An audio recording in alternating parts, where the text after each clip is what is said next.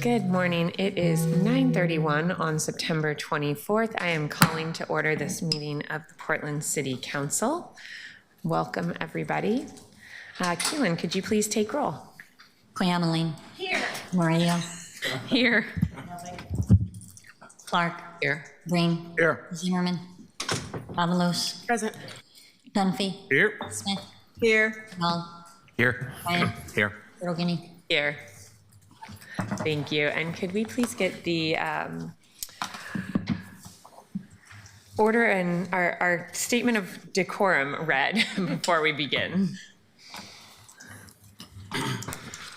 Welcome to the Portland City Council. To testify before council in person or virtually, you must sign up in advance on the council agenda at www.portland.gov/council/agenda. Information on engaging with council can be found on the council's clerk's webpage. Individuals may testify for 3 minutes unless the presiding officer states otherwise. Your microphone will be muted when your time is over.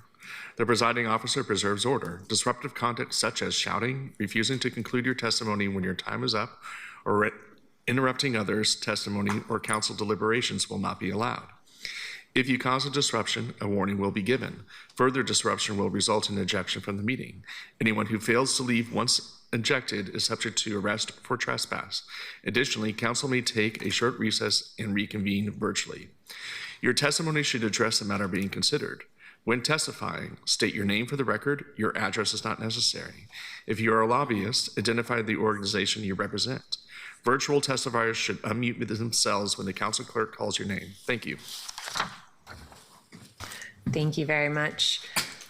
Colleagues, we have an agenda that is a lot of second readings and some more administrative items today, but the first thing we need to do is agenda approval.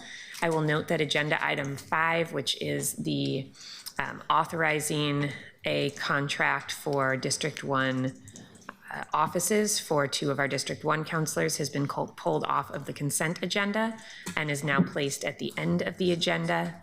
I will also note that agenda items 11, 13, 14, and 17, which are 4 of the foreclosure items on our agenda, have been pulled back to the mayor's office. I suspect that we'll hear that there are negotiations underway for payment on those properties. In addition to those changes, are there any other proposed changes to the agenda? Seeing none, do I have unanimous consent to approve the agenda? Okay, I'm seeing nods around the dais. Thank you. The next item on the agenda is our first time certain item. Keelan, could you please call the agenda item? Item 2, amend city code to reduce permit submittal requirements and temporarily suspend city-imposed development upgrade requirements. Thank you, and colleagues. Thank you, and colleagues, this is a second reading. We heard this at our last meeting, so if there is no discussion, we will move to a vote. Seeing no one in the queue, Keelan, could you please call the roll? Cleomeline. Aye. Murillo. Aye. Novick. Aye. Clark. Aye. Green. Aye. Zimmerman. Avalos. Aye. Dunphy. Proud of the team for this work. Excited to push on to Cap 2. Let's go. I vote aye. Smith. Aye. Dahl. Aye. Ryan. Aye. Rogini. Aye. The ordinance passes with 11 yes votes. Thank you, and Keelan, could you please call the next agenda item?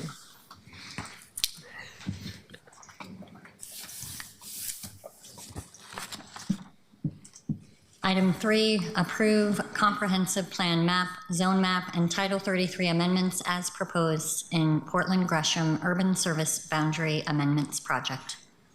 And colleagues, as a reminder, this is one of 2 items that are coming together, agenda items 3 and 4. We will open agenda item 4. Sorry, my mistake. That's actually a time certain. And, Ooh, it is a time certain for 10 o'clock, isn't it? well, yeah, and the first one was actually a time certain for 9:45. Sorry about that. We moved through introductions too quickly. Should have taken longer calling roll. Colleagues, why don't we move forward to agenda item 5? Or, I'm sorry, it would be consent next, wouldn't it? Why don't we move to the consent agenda, which is agenda item 6, vote on consent, and then see where we're at time-wise. Keelan? Quayamaline. Aye. Mario. Aye. Novick. Aye. Clark. Aye. Green. Aye. Avalos. Aye. Dunphy. Aye. Smith. Aye. Bell. Aye. Ryan. Aye. Turtle-Guinea. Aye.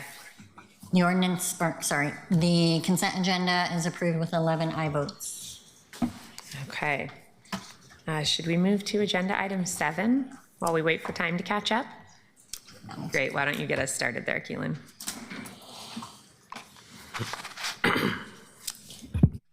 Item 7, amend parking space reservation code to allow for flexibility in the distribution of responsibilities.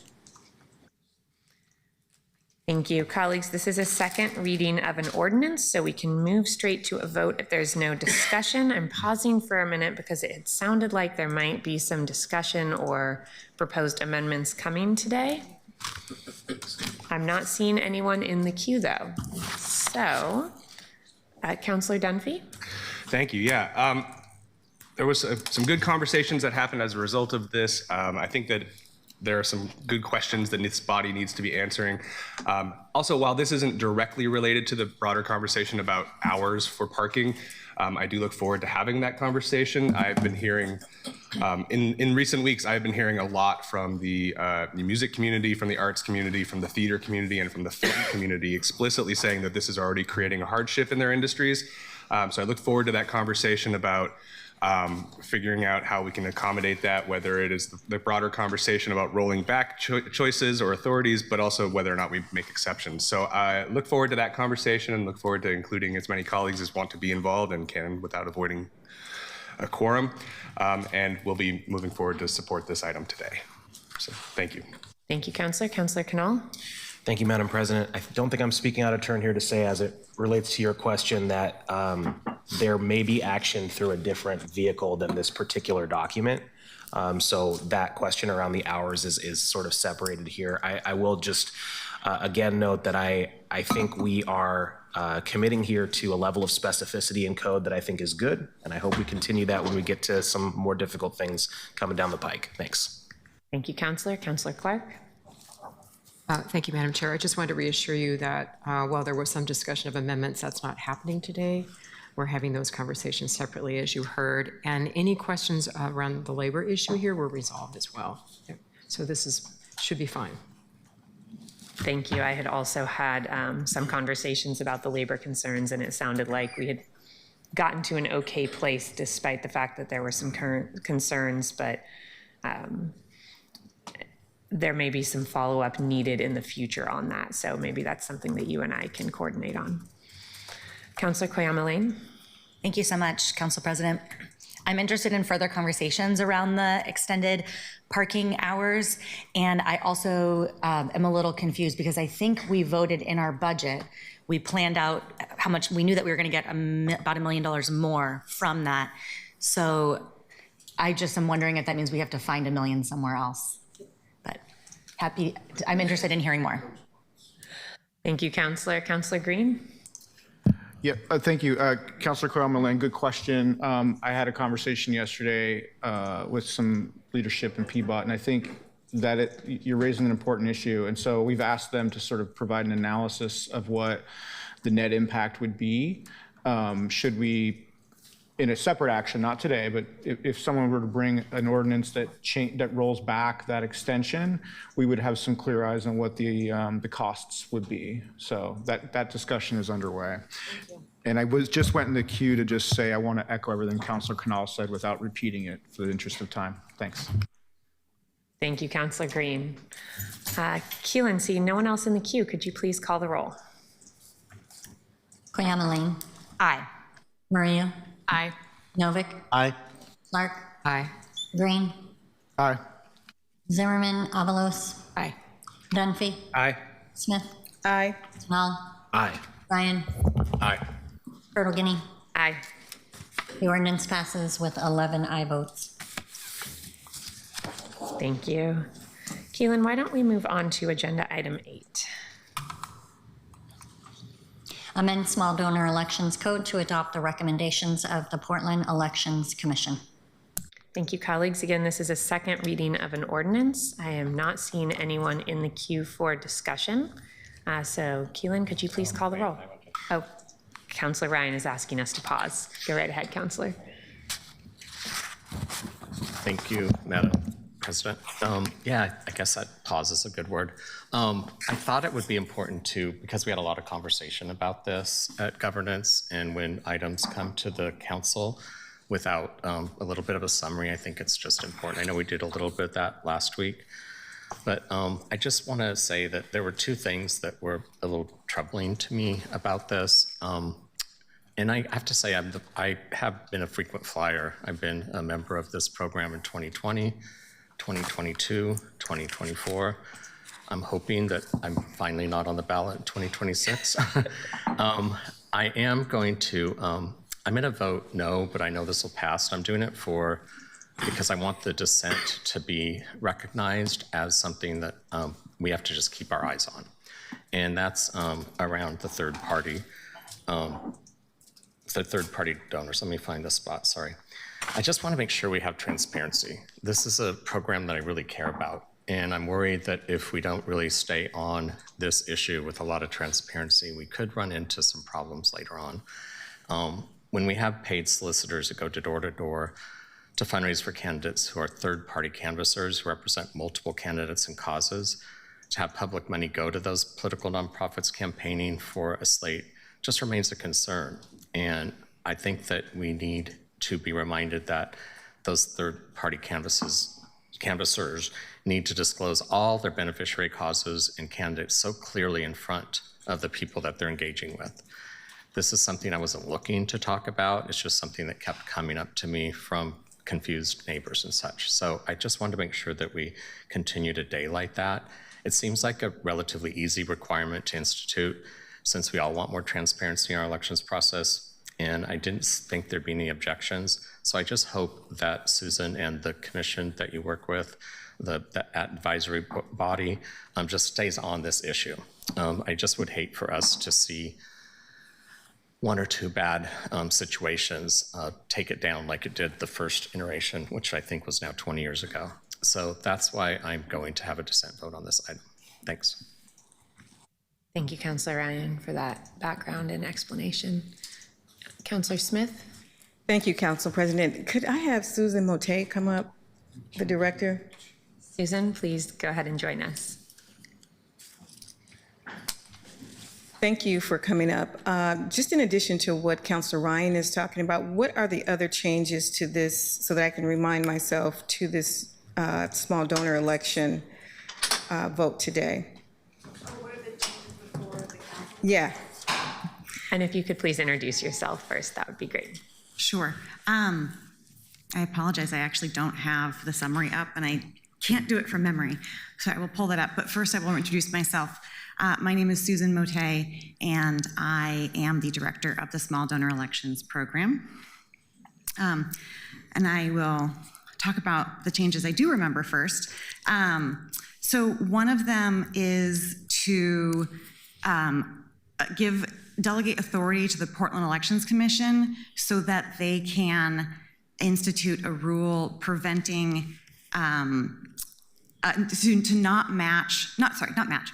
not count contributions from other candidates toward the 250 or 750 certification levels in order to get matching funds from the program and for the tier, to qualify for tiers.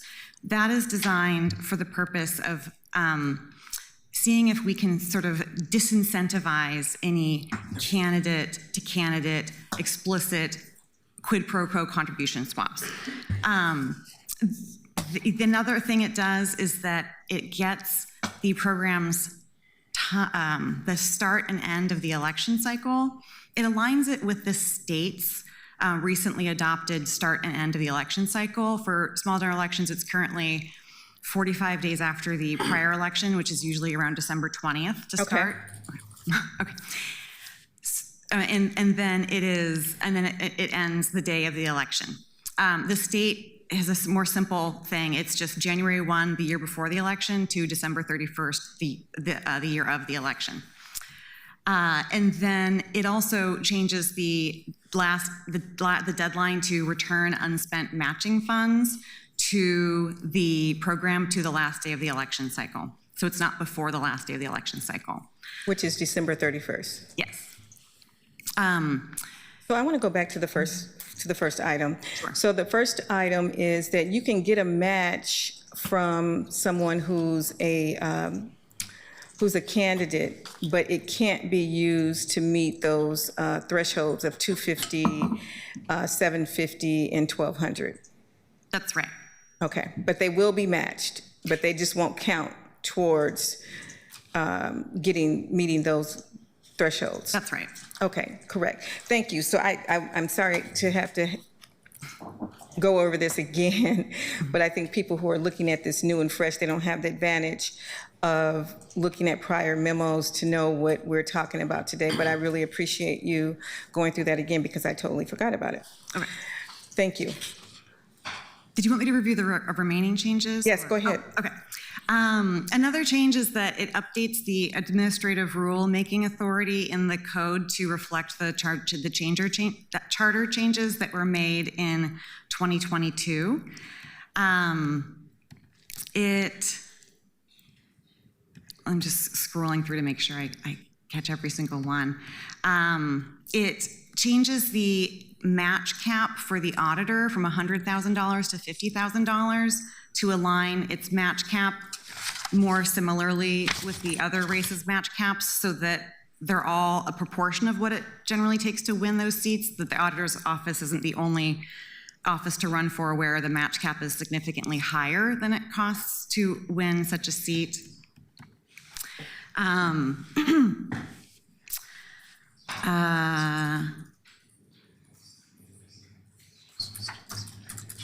Okay, and then I think that might. And so it also removes the contradiction in code about the payment of penalties, right? Oh, yes, it does. There's a contradiction in code where an amendment was added a few years ago, and then it didn't remove the contradictory language about how penalties can be paid.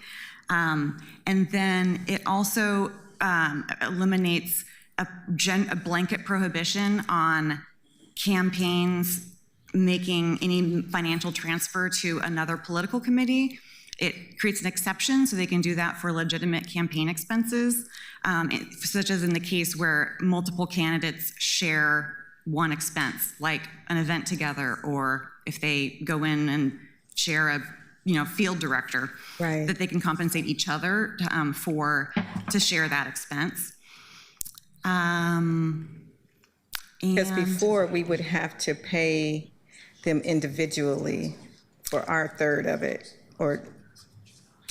That's right. The vendor would have to bill each campaign their share, and that was very difficult for vendors if 12 campaigns were doing one event together for the vendor to have to bill 12 separate campaigns. Okay, I see.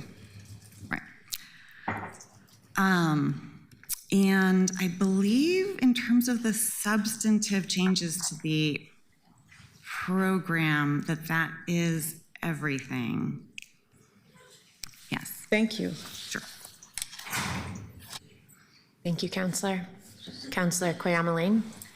Hi, can you remind me how many candidates were running a year ago? Was it 118? 118 ran, but not all participated in the program. Okay, and how many staff do you have again? I was trying to remember. We have 2 staff. We used to have a number of casual staff who would help us out as things, election season ramped up. 2 staff, and that includes you? Yes, it does. Okay. I wanted to thank you for coming to governance, for answering all of our questions, for coming back to governance and doing an extra presentation.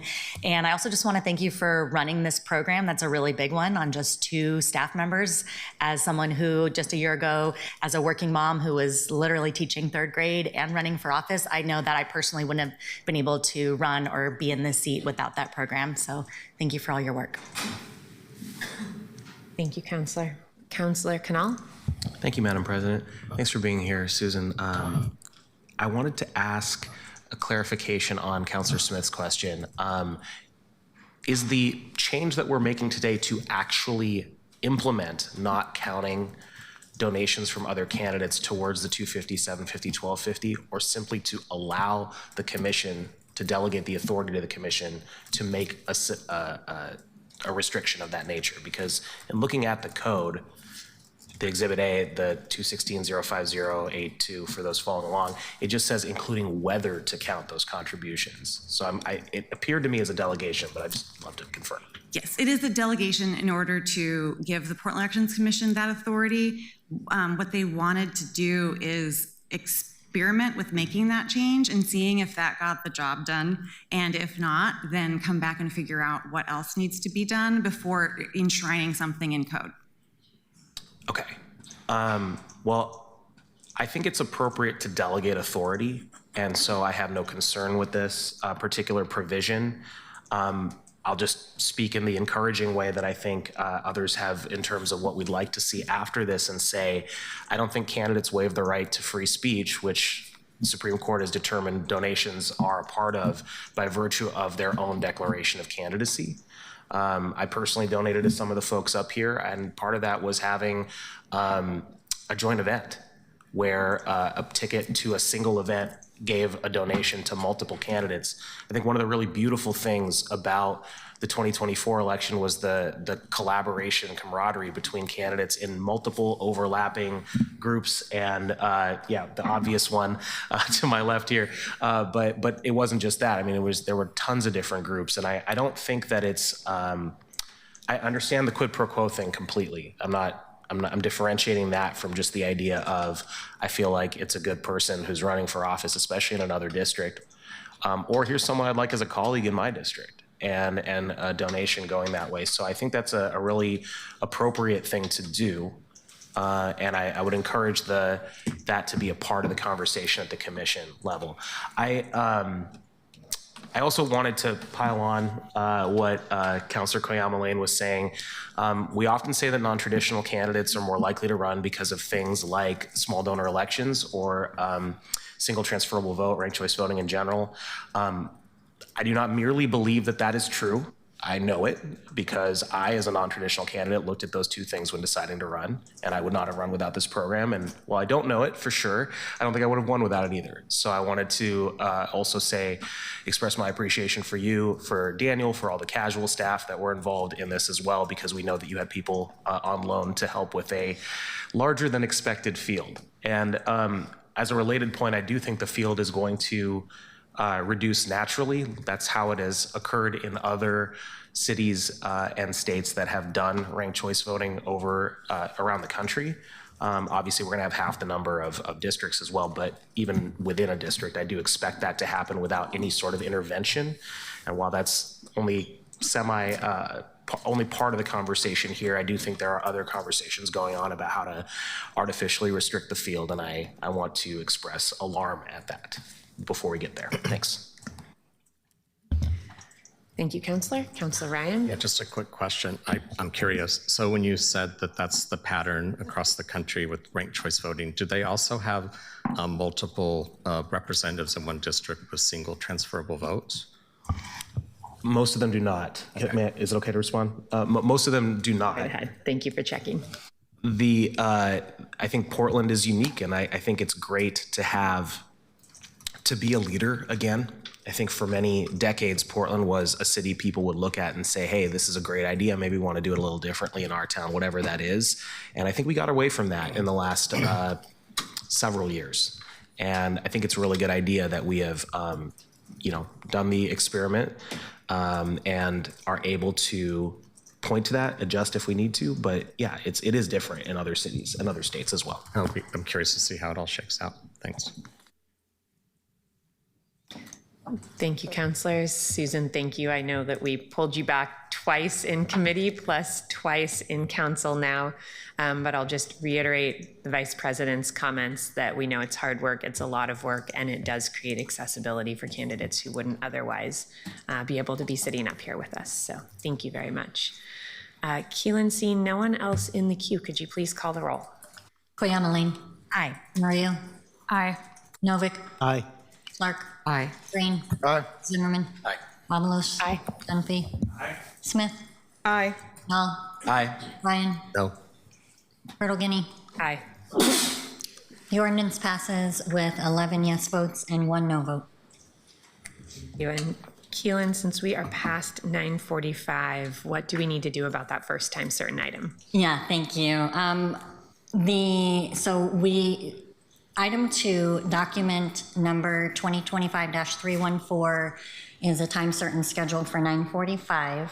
The oral record for this item is closed, but I want to make sure that there's no one in the audience who is here for that item. Council did vote on that item around 9:30, and they voted to pass the ordinance with a yes 11 vote with 1 absence. So just going to pause for a minute. Okay, I think we're good. Thank you, Keelan. And it looks like we are not quite to our 10 o'clock time certain items yet. So why don't we take care of item number 9? Item 9, declare property located on Southeast 21st Avenue and Southeast Powell Boulevard as surplus property and authorize the city administrator to dispose of the property at fair market value. Thank you very much, Keelan. Colleagues, this is a second reading of an ordinance, so unless there is additional discussion, we will move to a vote. Councillor Clark. No discussion, but just a point that this issue brought up lots of other issues about what kind of property we own around the city. And I think that's something that really accompanies the asset management plan is what assets do we actually own. So hopefully we'll be going after that. It was a good discussion. Thank you. Thank you, Counselor. I have already started having conversations with some of the administrative staff about what we can do as next steps, because it sounds like there is definitely appetite for a further discussion there. And given your work on asset management, I think you should certainly be a part of that. Okay, seeing no further discussion, Keelan, could you please call the roll? Koyamaline. Aye. Mario. Aye. Novick. Aye. Clark. Aye. Green. Aye. Zimmerman. Aye. Avalos. Aye. Dunphy. Thank you, Maddie. Aye. Smith. Aye. Canal. Aye. Ryan. Aye. Turtle Guinea. Aye. The ordinance passes with 12 yes votes. Thank you. And I think we're close enough now to go back to those 10 o'clock items. What do you think, Keelan? Can you we're good. read it in 45 seconds so we get to 10?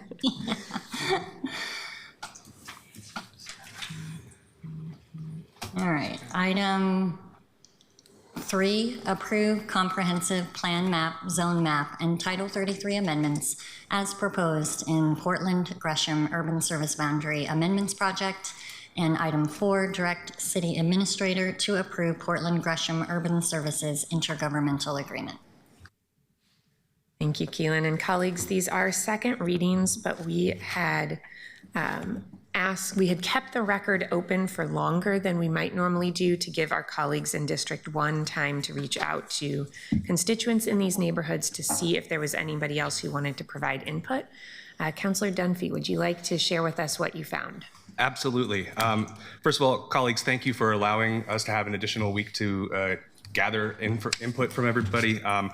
I'm deeply impressed with my team and with the District 1 teams who sprang into action, and my field organizer and director, Emma Jensen, on my team, created a one-pager and ran out, and she and Lucy Moody in my office went and knocked on over 100 doors in this neighborhood. Overwhelmingly, the feedback we received from Pleasant Valley neighbors was, wow, I can't believe somebody's here knocking on my door, and also pretty overwhelmingly, meh, like, go ahead. But they were deeply appreciative for the effort to try and do this. We are going to try and be more proactive in the near future about things like this.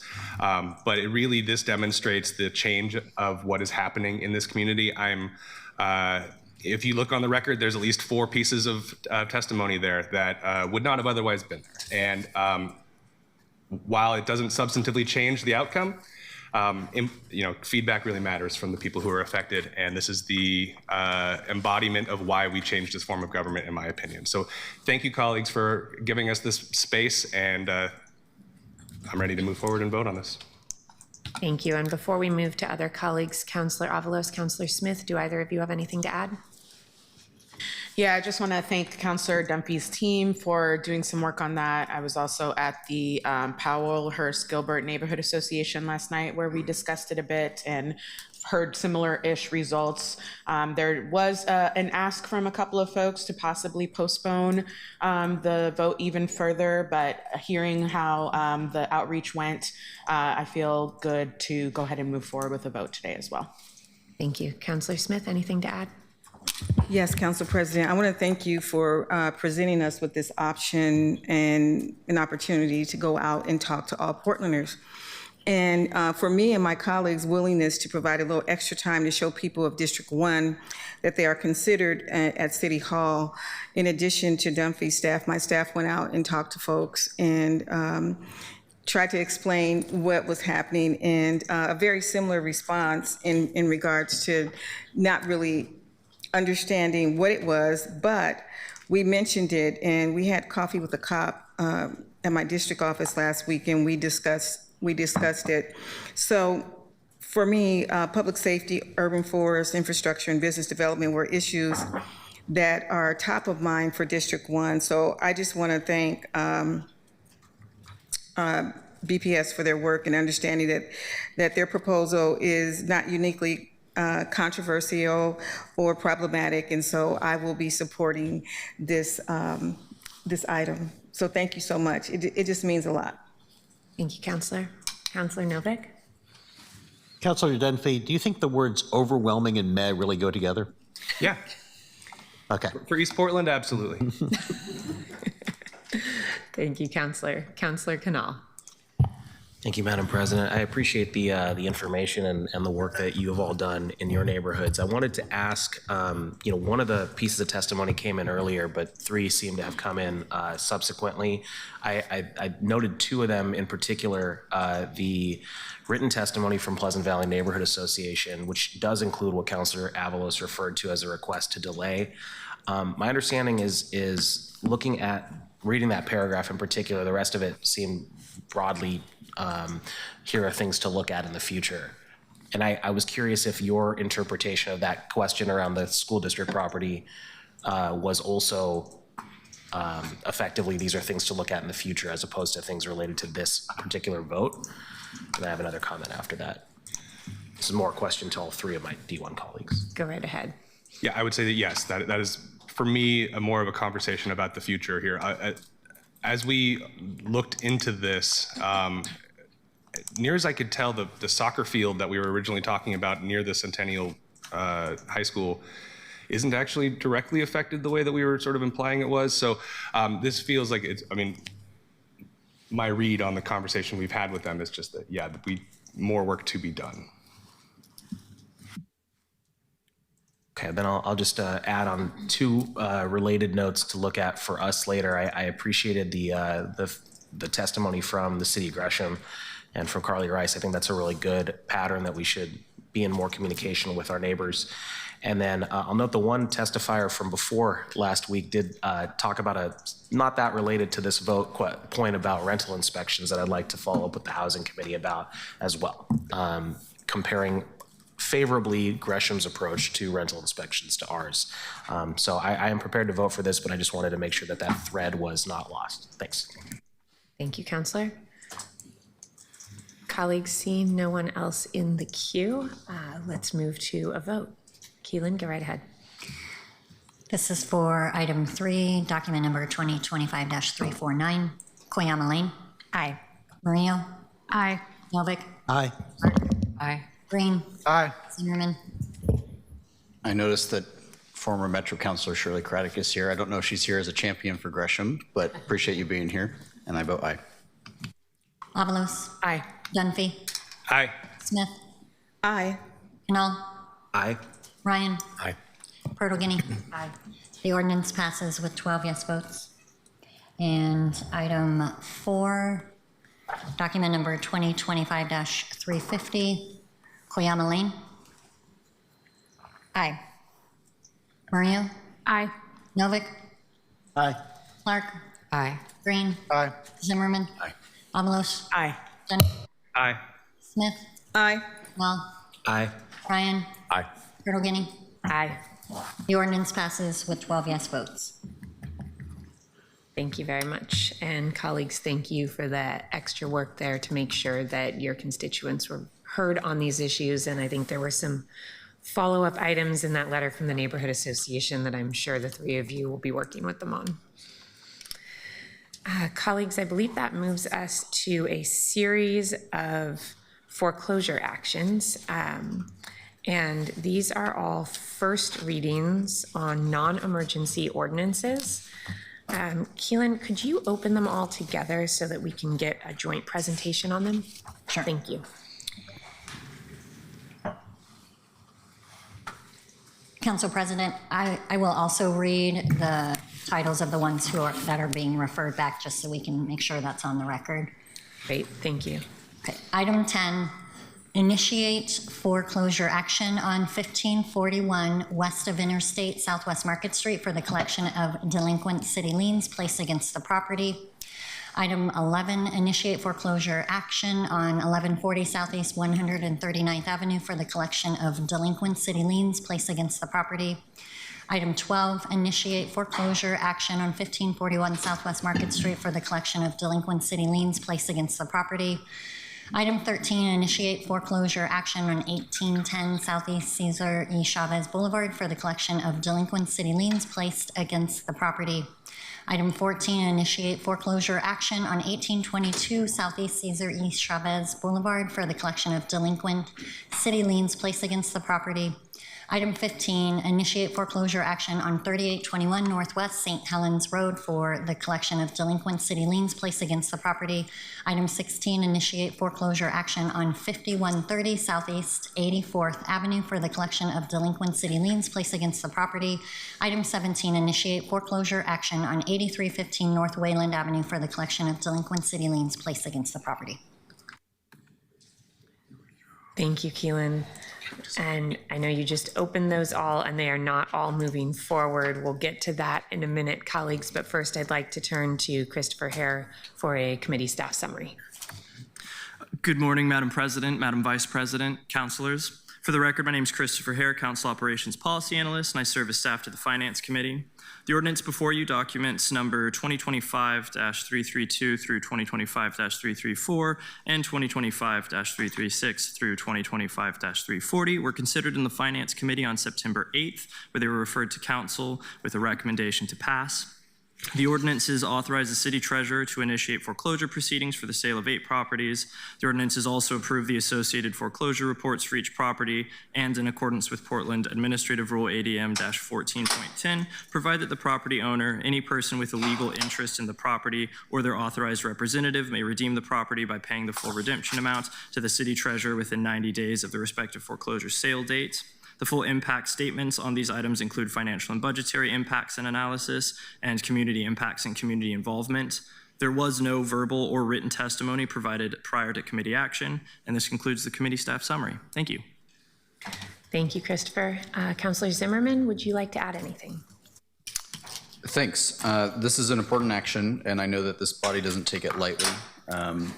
the majority of the time when we find ourselves in this type of foreclosure situation, we're talking about properties that have largely been abandoned by either family members of deceased or of businesses who went under. And they're often in areas where the surrounding neighbors are asked to put up with something, I think, a little too long. And so it is important that we take action so that the remedy can start. And until this body takes that action, the remedy usually has gone for many years of nothing. And so these are generally a scourge on the neighborhood. They usually become quite the target and the beacon of bad behavior. So I appreciate the activity of the city staff and everybody involved in making the case for all of these, and I have full faith in each of the presentations. These all passed, as was mentioned, unanimously for those who were present at that meeting. Thanks. Thank you, Counselor. Mr. Jordan, do you have anything that you'd like to add that we should know? This comes out of the administration. No, Council President. Thank you. Business as usual on the foreclosure side. Colleagues, I want to note that we do have staff here if there are questions about particular properties. There was a discussion about a few of the properties, which I believe have all been pulled off the list, everything that was brought up in the committee, but I also will just flag that Councilor Avalos, I know you were absent that day, so we did not have somebody from District 1 present. And there is a single District 1 property still on the list. We are referring back to the mayor's office, item 11, item 13, item 14, and item 17. I assume, and I'm looking, Mr. Foster, to you, I assume that that means that there has been progress with negotiations with those property owners and there are payment plans underway. Yes, that is correct. Okay. Councilor Ryan, do you have questions? I do. I just a comment and also a clarification. Good to see you, and thank you, Councilor Zimmerman, for that summary. We made action about, was it 2 years ago, where after this vote, it used to be about a year where you would actually see visible action after we voted, and that made neighbors pretty upset. And that was changed to, was it 90 days? Yes, the redemption period is now 90 days. Could I have you introduce yourself for the record? As you Yes, answer my name these is questions? Kevin Foster. I am the foreclosure prevention manager for the city of Portland. Thank you. Thank you, Kevin. I appreciate that clarification. Anything else, Councilor? No. Okay, Councilor Canal? Thanks. Two things, but I'll start by also thanking Councilor Zimmerman for that explanation of what the sort of factors are at play here. My question is if you could just clarify, I got a couple questions about the difference on 10 and 12 because the addresses are effectively the same, ownership's the same, and just to get to the meat of that there, if you could just kind of clarify that for the public. Sure. The address is 1541 Southwest Market Street. One of the parcels have the WI in there, which just means it's west of the interstate.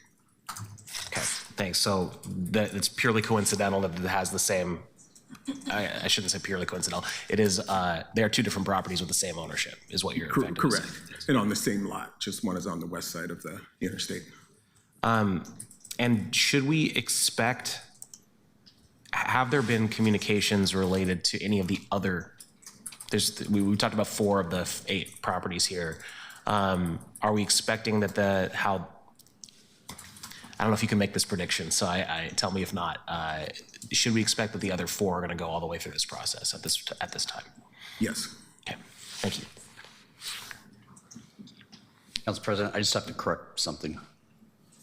Go right ahead, and then we'll go to Councilor Smith. WI actually means within. It's not west of interstate. If you look at the property, this property is just 2 lots that essentially are used together.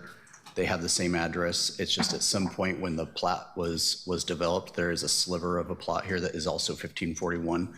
I just wanted to correct that this property does not span across an interstate. Thank you. I was struggling with that on the map. So it's the deeper versus the adjacent, the one that actually abuts the street. Is that correct? Yeah. I mean, I live in a similar property where I've got a sliver for whatever reason at some point historically, and it's contained within my own address. This is similar. Okay. Thank you. Thank you, Councilor. Counselor Smith? Thank you. I didn't hear what your title was. You said something, I didn't hear it clearly. So could you tell me your name and what department you're in again? Sure. My name is Kevin Foster. I am the Foreclosure Prevention Manager for the City of Portland, and I work in the Revenue Division. Revenue Division, that's what I didn't hear. Thank you so much, I appreciate it. Yeah, of course. Counselor, I'll take a moment to note, since you asked for Mr. Foster's title again, that, and this is something we've talked about extensively in the Finance Committee, I think it's important that your title is Foreclosure Prevention Manager. And while by the time a property gets to this stage, it often is a nuisance in the neighborhood, the goal is always to avoid foreclosure and find other ways to clean up these properties, knowing that foreclosure is the last resort when there are no other ways to clean up the properties. Thank you. Okay. Colleagues, if there are no other, oh, Counselor Clark, go right ahead. Just a quick question, and I could definitely take this offline, but this is something I'm not familiar with, and while I trust the work of the Finance Committee, is there a way to just very quickly run through what the process is? I'm sure it varies by property, but maybe just a rule of thumb or ballpark on how this works? Let's do that so it's on the public record at a full council meeting as well. Thank you. Go right ahead, Mr. Foster. Okay, so complaints are made to Portland Permitting and Development, and they're community member complaints that come into their office. They in return send out a housing inspector to verify the complaint. And then at that point, they engage the property owner, try to get them to rectify the property or bring the property into compliance. If that doesn't happen, then a lien is placed on the property. Then at that point, that's when revenue gets involved, once the lien is placed on the property.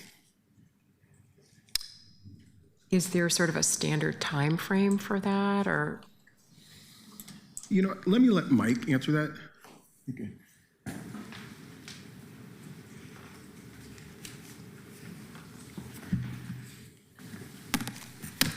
Welcome. Please go ahead and introduce yourself, and then you can take that one on.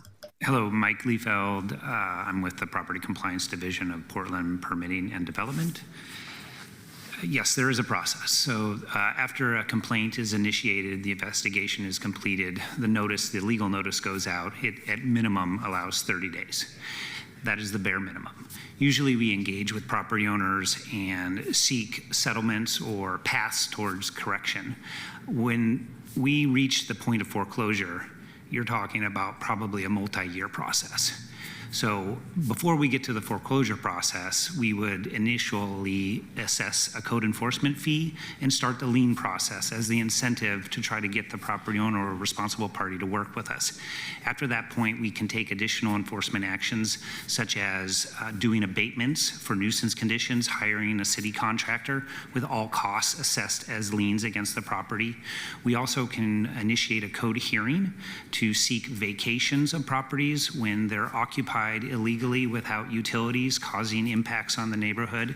We can seek demolition orders if it's so dangerous or imminently hazardous that it needs to be rectified through a city contract to knock the building down, again with all costs assessed to the property. So we're engaging with the property owner. We have waivers. We give them time if they can come up with a compliance plan. In these cases, they are distressed, they're abandoned, they're vacant, and all of those previous actions have failed to deliver a compliant property. Can I ask just one more question then? Right ahead, Counselor. If there's a deceased person, you try to track down members of the family who might live out of state, and I imagine that prolongs the process as well, but you give the family an opportunity. To the best of our ability. Once we start the foreclosure process, there is a title report that is pulled. So at that point, we are following the legal procedure to reach all interested parties.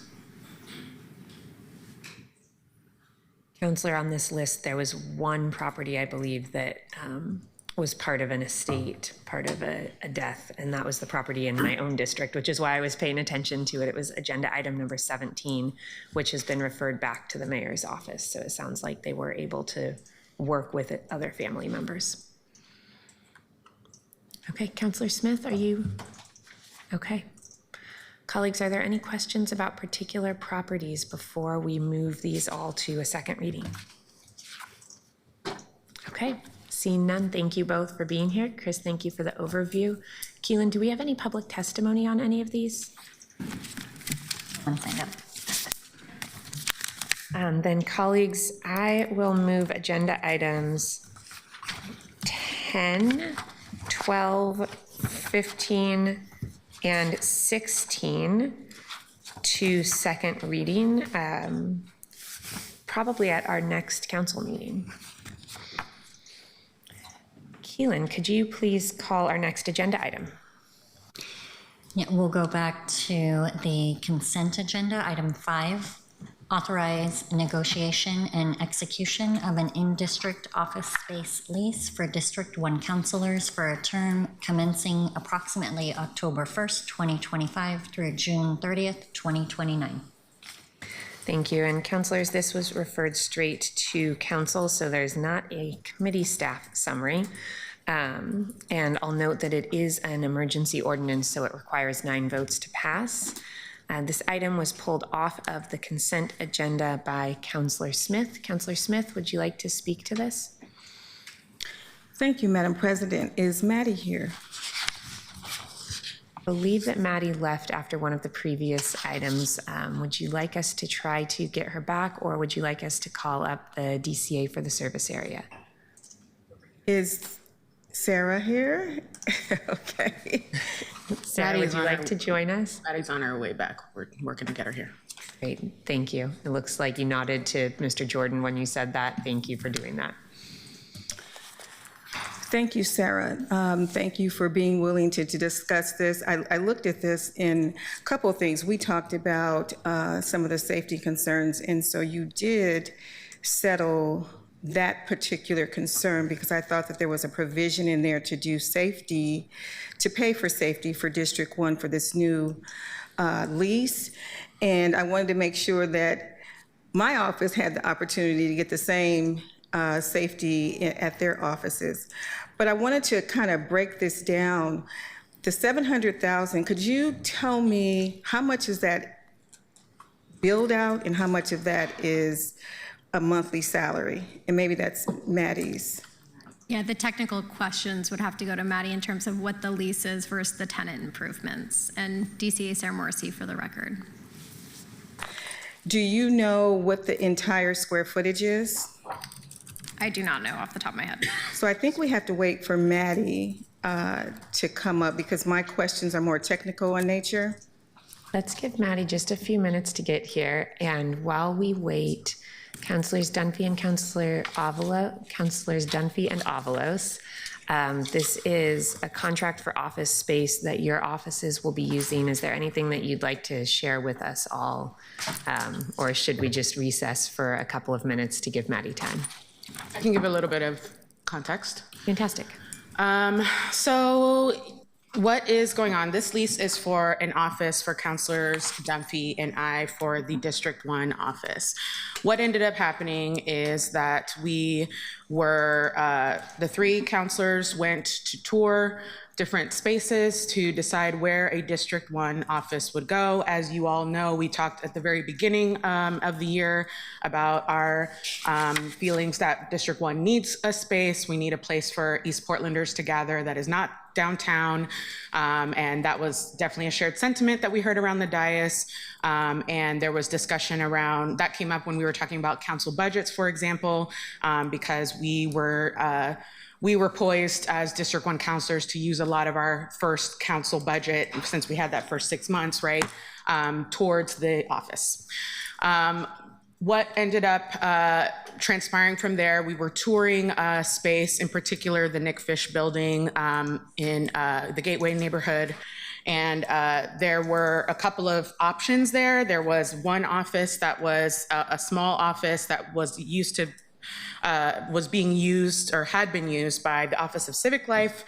And then there were 2 adjoining spaces that were not built out. They were vacant. They're going to need all kinds of renovations. So the 3 of us were literally there discussing what we were thinking about doing on if we wanted to use all of these spaces for a District 1 office.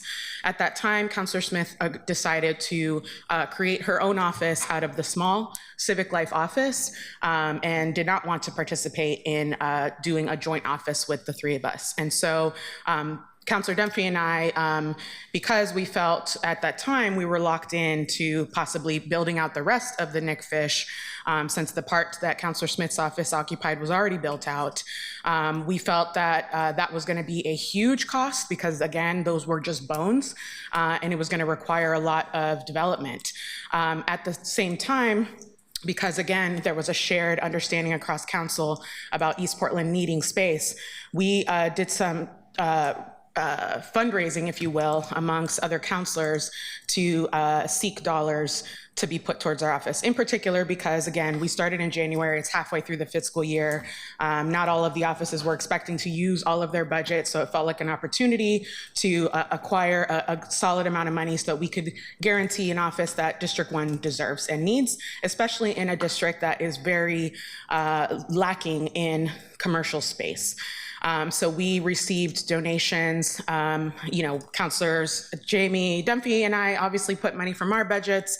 Councilor Smith had put money from her budget, and we received donations from Ryan, Purtle-Guinea, and Koyama Lane.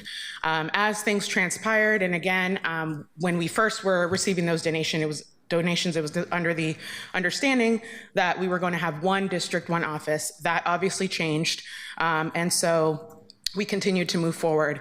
We decided that we were actually we looked at a couple other spots. The spot that we ended up with, it's on a 305 Northeast 102nd Avenue, was a space that kind of opened up later and presented us with a great opportunity, especially because they opened up the bottom floor. It's called Multnomah Plaza. And Councilor Dunphy and I went and looked at that. We decided that the cost for building out the Nick Fish was going to be way too much. And we decided this was more cost effective to go with this. And again, I'll wait for Maddie to give us all of the details on the negotiations. I think we caught really good deals with that. And so the dollars that we ended up with, the 705, is actually a result of just Councilor Dunphy, and then Council President and Vice President, Councilor Smith and Councilor Ryan decided to retract their dollars. So we had closer to $1 million. We ended up with what we have now, but luckily that was enough for what we needed to accomplish. And the great news is that we are able to purchase this space and this lease for the remainder of our term. So this lease is going all the way until end of fiscal year 2029, and we're able to prepay it. So with this amount, we're able to pay for the whole lease. We're paying for any of the cost of the development. And again, we got a really great deal with the owner. They are actually doing a lot of the development for us. And so we negotiated a lease with them. And then the remainder will be about $50,000 that's going to go in a contingency pot for upcoming costs, unexpected costs that always happen when you own a building or lease a space. So ultimately what we are presenting to you all is the approval of this lease so that we can go forward with signing that, securing it. The goal is that the development will be done, I think realistically January is when we're expecting to open up the D1 office. So that's the context of what transpired. Thank you, Councilor. And I think we do have Maddie online now. Perfect. Yes, sorry. It is incredibly hard to know where we're supposed to be and how to get there right now. We fully understand, and we know that you were in the room for previous agenda items and probably very reasonably thought that you were done with your work with us this morning, but I appreciate you jumping back online to answer a couple of questions from Councilor Smith. Thank you.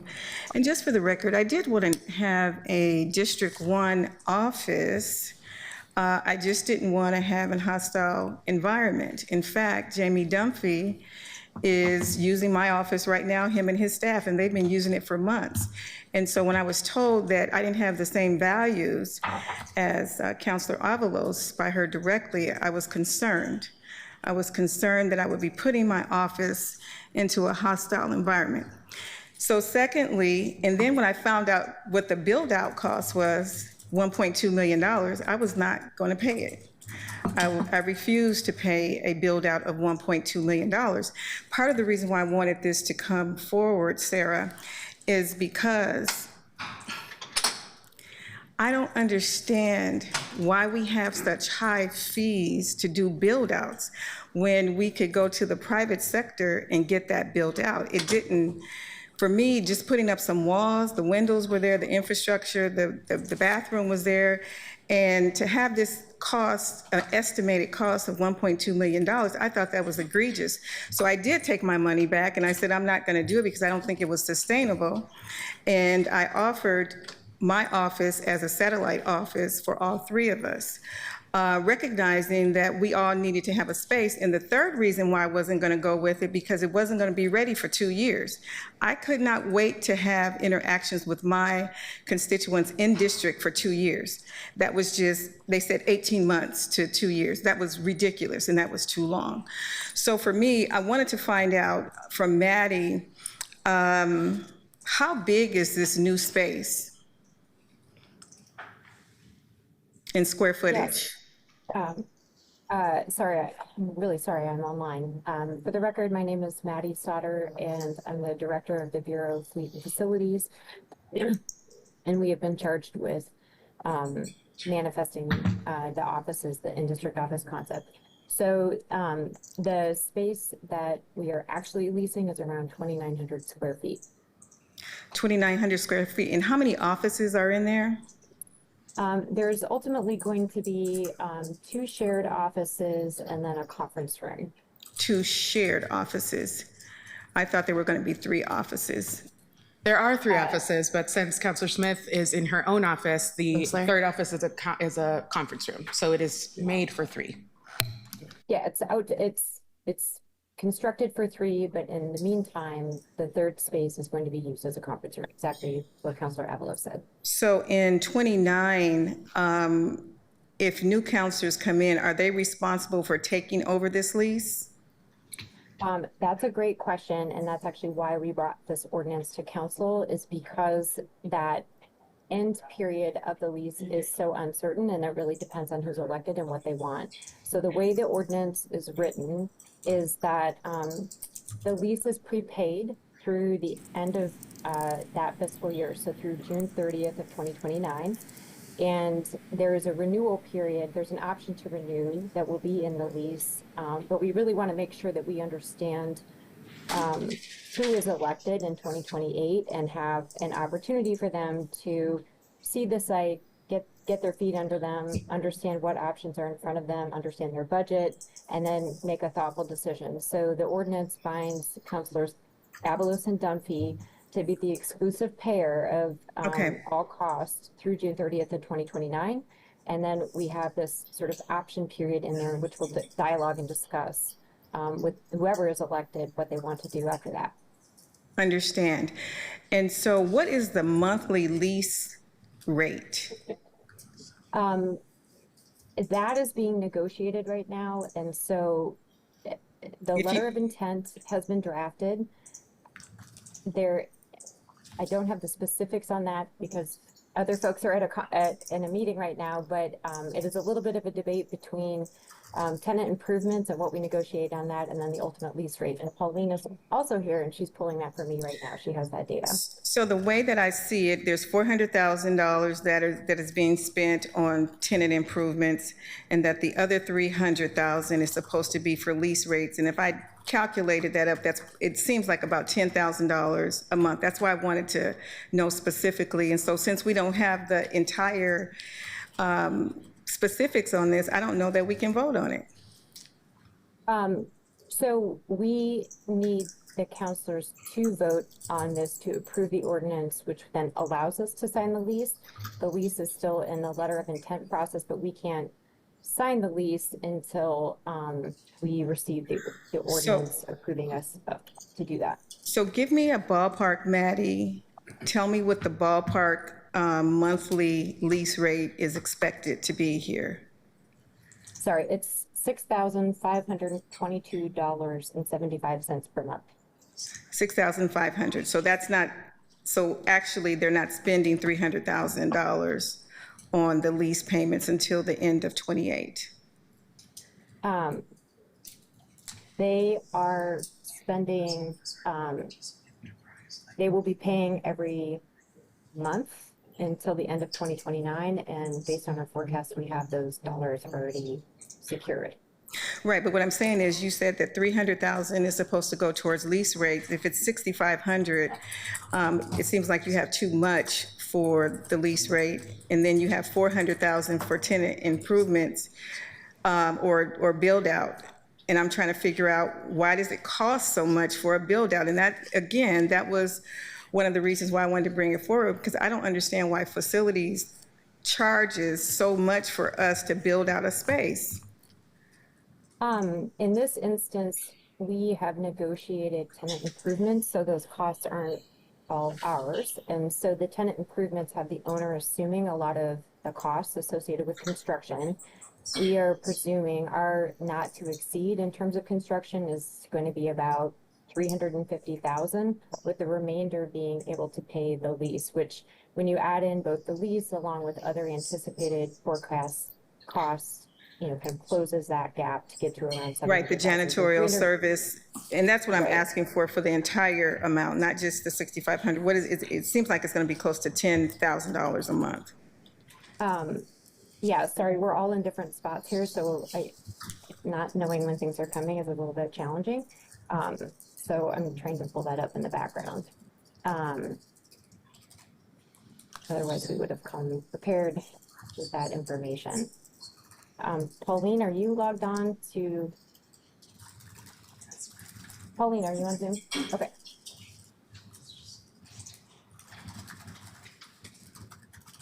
And we can provide the spread to the council if needed. I'm just trying to get an average. You don't have to be so specific. That's what I was trying to figure out, why it costs $700,000 to execute this lease. Yeah, it's upfront construction. So with our portion of that not to exceed around $350,000. There's another, I think it's $285,000 or so that's the spread for the entire 3 years plus of the rent costs, plus all of the ongoing and miscellaneous property costs that were forecast. The internal services and the janitorial and all the utilities. Yeah, I got it. Janitorial, property management, rent costs, et cetera. So that's the cumulative cost over that 3 years. Right. On top of the $6,500 a month. That's all I was trying to figure. That's including the $6,500 a month. Okay. That's all I needed to find out. Thank you so much. Yeah, I'm sorry. I feel very unprepared. I thought we were going to be there around 1 p.m. So that's okay. Thank you. Thank you, Maddie, for jumping back in. We know it was short notice there. Councillor Dunphy. Thank you. This is an incredibly awkward conversation. I would like to start by just saying to Councillor Smith, I do thank you for allowing my staff to use your office. It has been a wonderful opportunity for my staff to start the conversations with community and connect directly to community groups. So thank you for that. I also want to thank Council President Purtle Guinea and Council Vice President Koyama Lane for their contributions to ensuring that East Portland starts having real representation and a real physical place that we can be proud of for years to come. I'm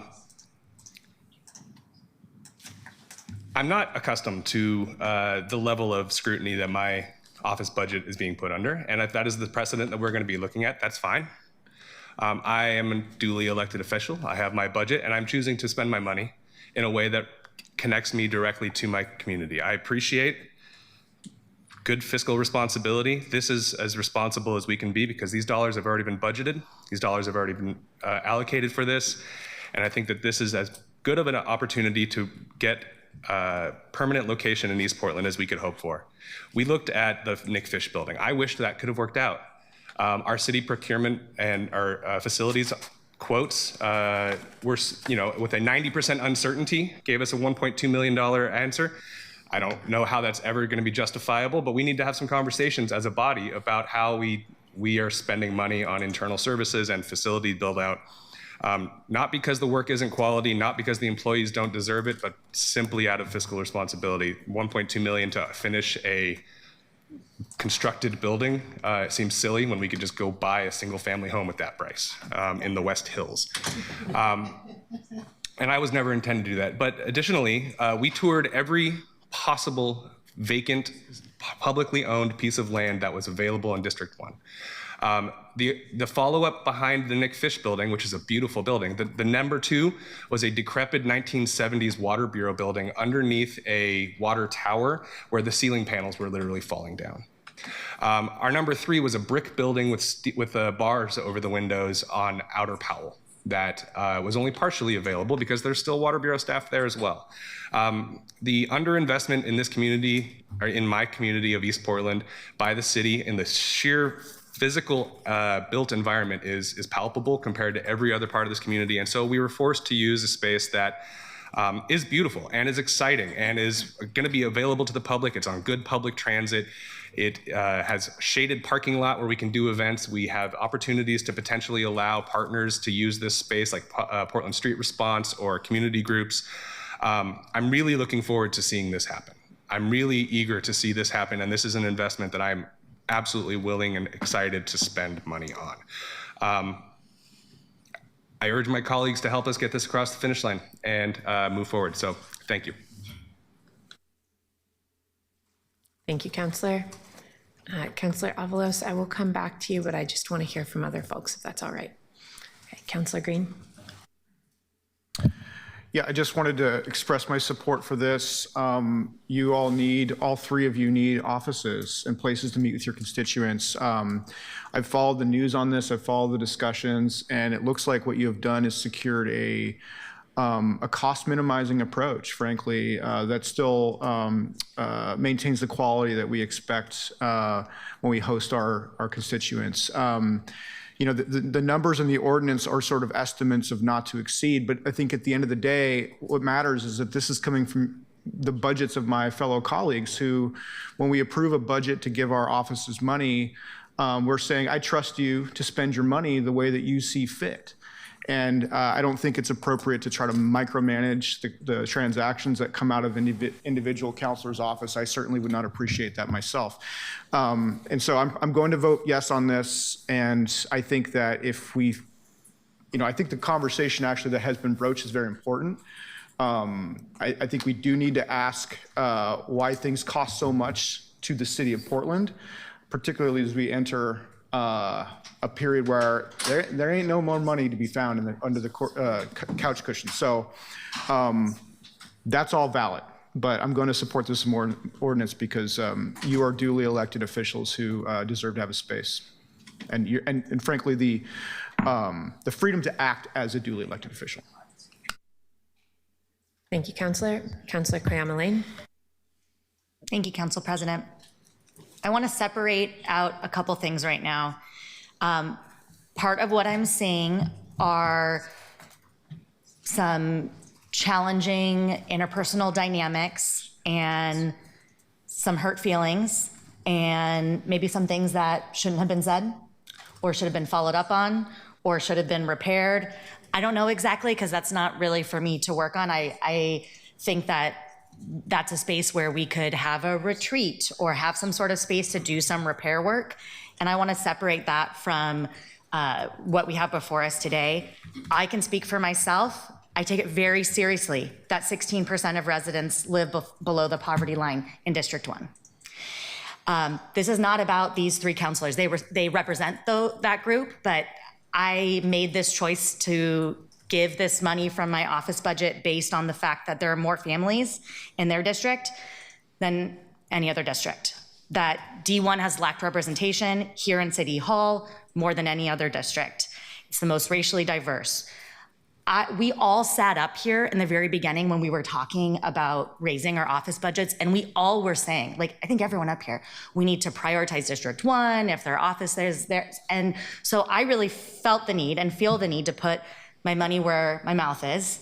And I'll say that this got messy. I wanted to give the six-figure amount that I gave to all three of them. So yes, ideally, I would love to see all three of them together. I don't get to actually decide how that is working out, though. And Sarah, you can, DCA Morrissey, confirm, would expect that any work that's done on these spaces, it's not going to stay with these people forever. It stays with the city and D1 counselors. Is that correct? And it's built out so other D1 counselors could use this eventually?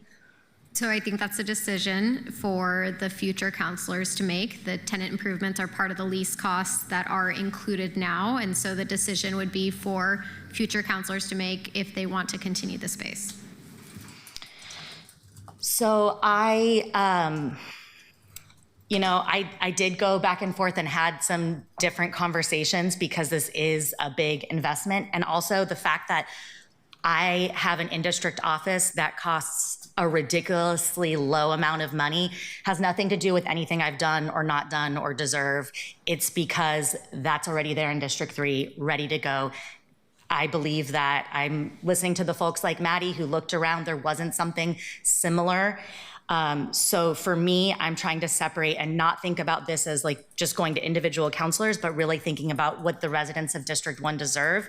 And they deserve access in district to all of their counselors and staff. And I do hope eventually that some of this other stuff can be repaired. And I don't think that's going to happen right now, today. Counselor Canal. Thank you, Madam President. I will start by just noting I'm not going to make anyone guess. I'm likely to vote yes on this at minimum because I want to be deferential to the work of my three colleagues in D1 and because I'm likely to take the same approach to other districts as well as what the Vice President just said.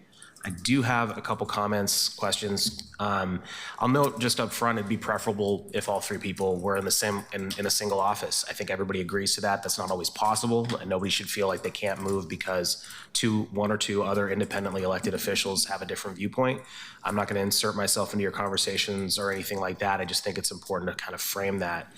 A question came up around the date. About the date being after potential new counselors take office. I think this is actually a good thing to ensure that if there are new counselors, they have a district office while they can decide if they want to retain it or have a new location.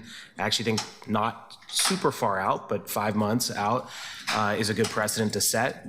And I also understand the cost of the rent, but I want to share the concern about the cost of the build out, as at least Councilor Smith and Dunphy have noted.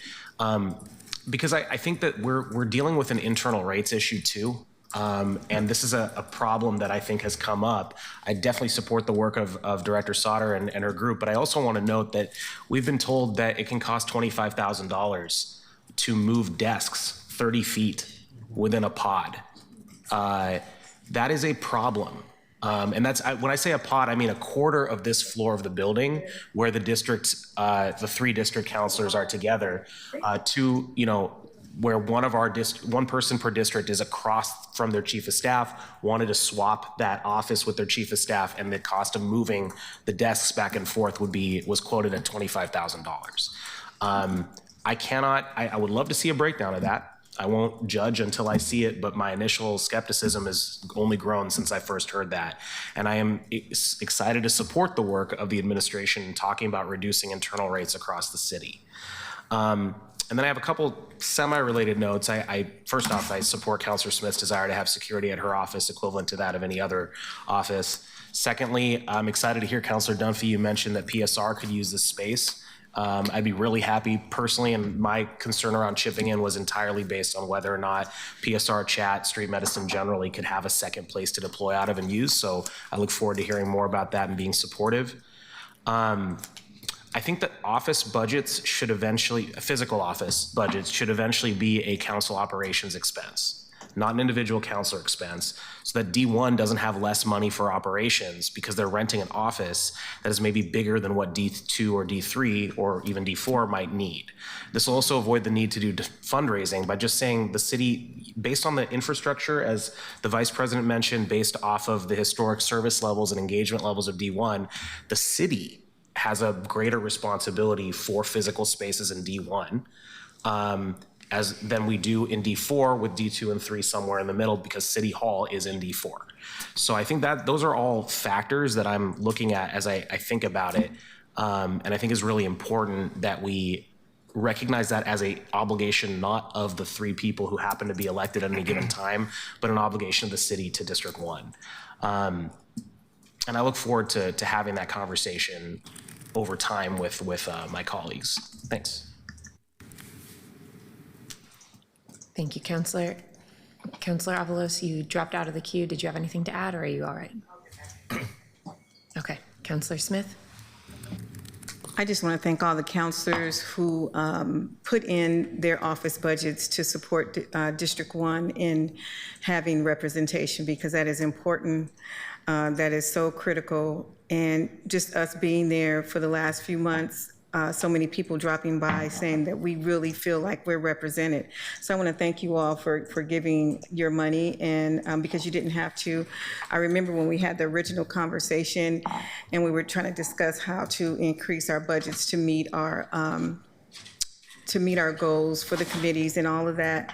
And I said explicitly, and I remember Eric and others saying, you all, we'll give you our money, and I refuse to take it. As I said then, I'm a grandmother. I don't take money. Everybody has to have the same budget, and I appreciated that. I appreciated it then. I appreciate what you all are doing for Councilor Avalos and Dunphy, and I will be supporting this this amendment or ordinance going forward.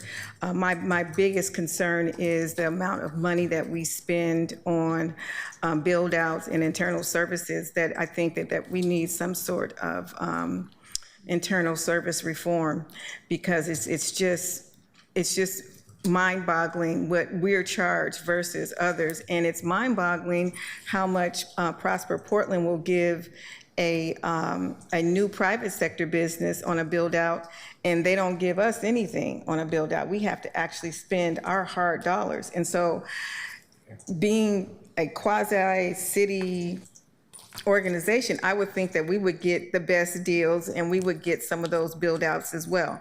So that's a whole nother issue, but I will be supporting this ordinance, and thank you all for supporting my fellow District 1 folks. Thank you, Counselor. Counselor Clark. Thank you, Madam President. I just want to comment that I appreciate Counselor Smith's reliable vigilance on budgets. I can always rely on you to dig deep and to look at costs and to think forward.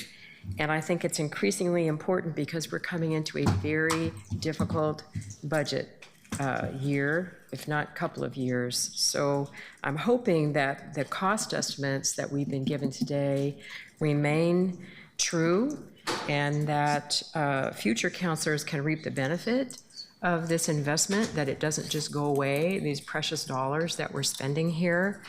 So I will be voting yes for this. I want our colleagues to have their office. I think it's important, but I want to really appreciate Councilor Smith's deep dive into the financial situation. Thank you.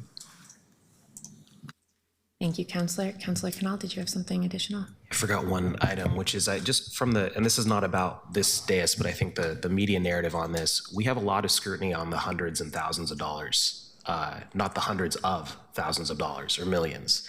And I am concerned about the way that that is being shaped right here by some of the folks who are outside of this building, because we often are seeing, you know, $20 million be spent on something, $10 million be spent on something, and that's somewhat accepted. And I would love to see, and this is an ask to those who cover meetings like this, to focus on that, because there are significantly bigger issues going on out there. We have millions of dollars in contracts, and $5,000–6,000 on this or that is important, and I don't want to waste a penny of it. I think the city's the population of Portland deserves to have every penny of tax dollars spent well, and fiscal responsibility is one of our 6 core values. And also, there are much bigger fish to fry out there in terms of city dollars and how we spend them. And I'd love for us to focus on those bigger dollar amounts in the future too, with more, at minimum, as much scrutiny as we're doing here. Thank you, Counselor. I got a note from Maddie Sauter that there was some follow-up that she has to some of the questions that were previously asked. Ms. Sauter, would you like to provide any additional details for us? Yeah, sure. First off, I want to say I appreciate everybody being behind this ordinance. We did do a lot of research on district offices, and Councilor Dunphy was exactly right that there are very few city-owned assets in District 1. It was actually pretty shocking to see how few public assets there are in general. And so as an office, we fully support this ordinance and are grateful that the District 1 councilors were willing to work and look at different options to try to find the most cost-effective solution. The other thing I did want to note is I think that we would all welcome a discussion of internal service fund costs as well as construction costs. Construction is very expensive, and so a lot of the quotes that were given were based on market averages, not having a clear scope, and different levels of construction, whether it's a cold shell or a fully built out property, will cost different things. As a general rule, it is true, absolutely, that construction within the city is much more expensive than it is in the private sector. There's a whole bunch of reasons for that, and a lot of it has to do with requirements that we layer on in terms of additional attributes for construction that we require. And so that's probably a deep dive, along with many other deep dives, to understand why city construction is more expensive than private market construction. And then the other thing I would say, hopefully I'm not speaking too much on Sarah's behalf, is that I would welcome a discussion about internal service fund rates holistically. There is a lot that goes into those rates, along with the fact that we debt finance all of the capital facility construction that the city does.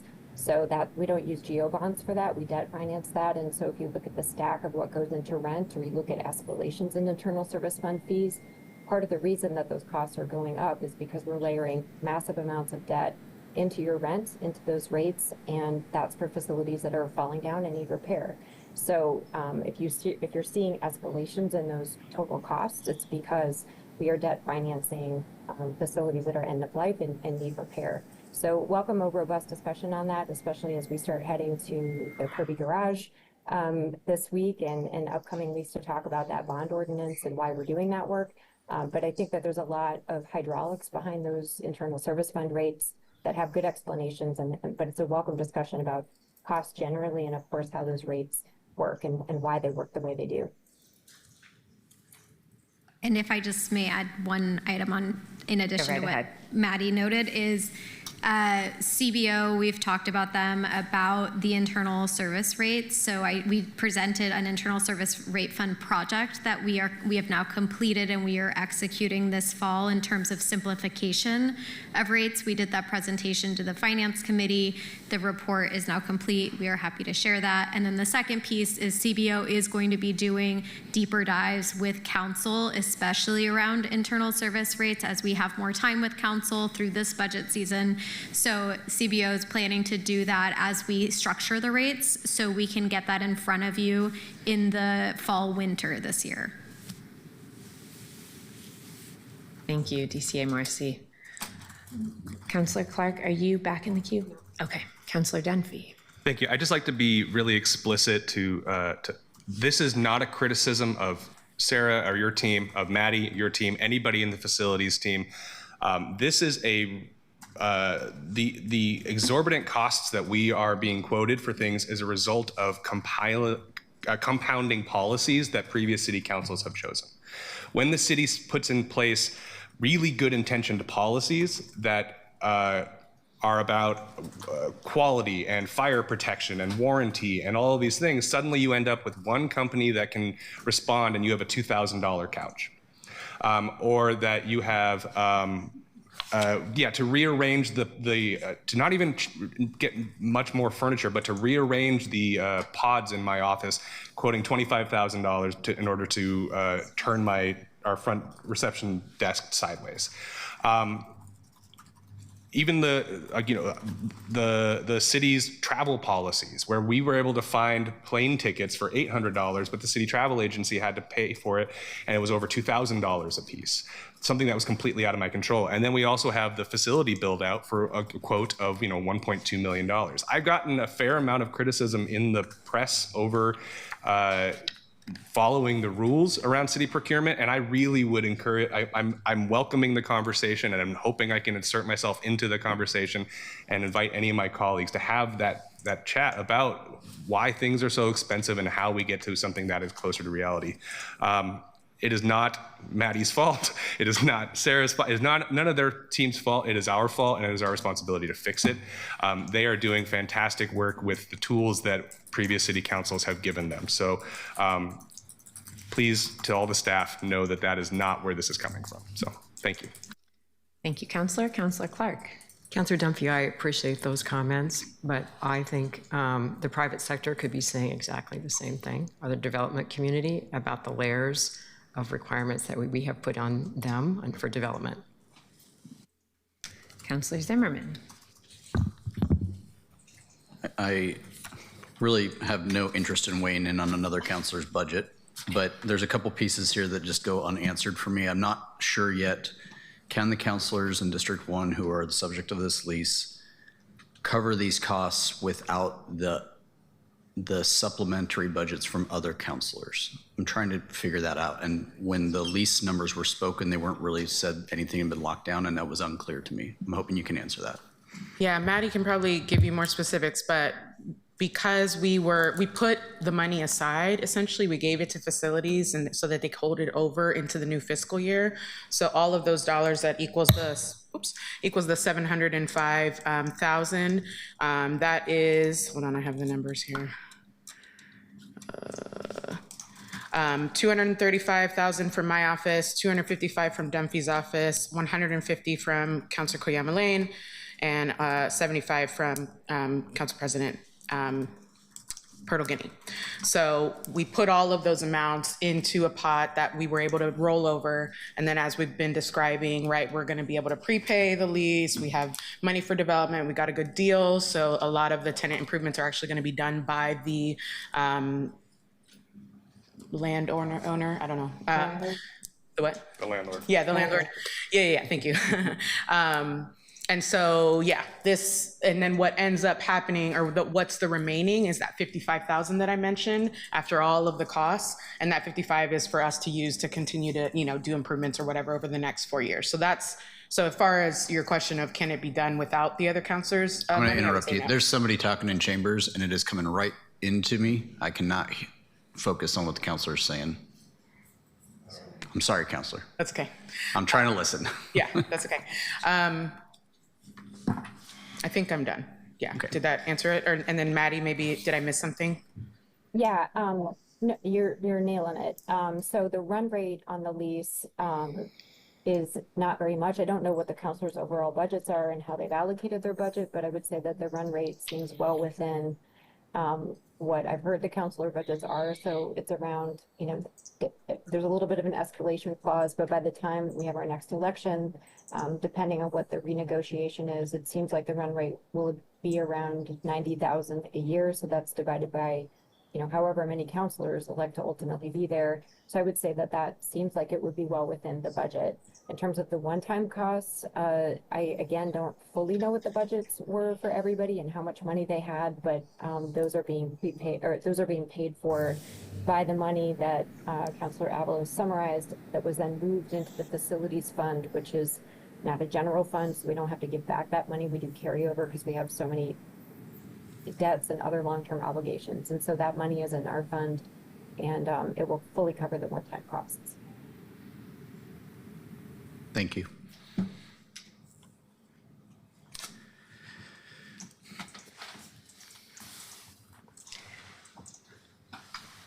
Counselors, I just want to add that I'm glad that we are at a point where we will be able to say that all 3 counselors in District 1 have space in district to meet with your constituents. I was happy to find a little bit of funding in my budget last year to support that happening. I was glad to be able to join with the Vice President to do that so that as a leadership team, we could say this matters. And I think it is really important for those folks who have the longest drive. There are some folks with almost as long a drive from other districts, but truly for the Portlanders who live, especially toward the eastern side of your district, the longest drive, to have that access to all 3 of you in whatever ways you see fit in your district. So I'm glad that we are getting there. Colleagues, this is an emergency ordinance. It needs 9 votes to pass. We are voting on it today.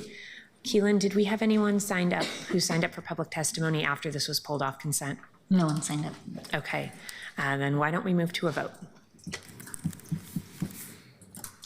Koyama Lane. Aye. Aye. Novick. Aye. Clark. Aye. Green. Aye. Zimmerman. Aye. Avalos. Aye. Dunphy. Thank you, colleagues. Aye. Smith. Aye. Mal. I don't think this is an emergency, but aye. Ryan. Aye. Turtle Guinea. Aye. The ordinance passes with 12 yes votes. Thank you, Keelan. And I believe, colleagues, that brings us to the end of our agenda, unless, Keelan, you have anything else written down that I don't. We're all done. Okay, then I will adjourn today's meeting. Thank you all and have a good afternoon.